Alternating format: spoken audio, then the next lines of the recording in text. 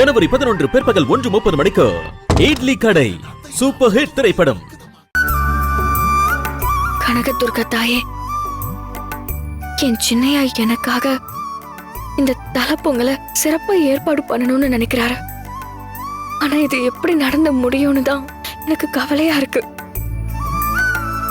நீதான் சின்னையாவுக்கு துணையா இருந்து ஒரு சின்ன தப்பு கூட நடக்காம பாத்துக்கணும்.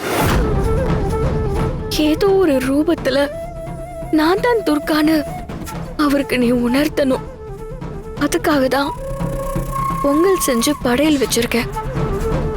இதை நீ ஏத்துக்கிட்டு தலப்பொங்கல் சிறப்பா நடக்க நீதான் அருள் புரியணும் தாயே.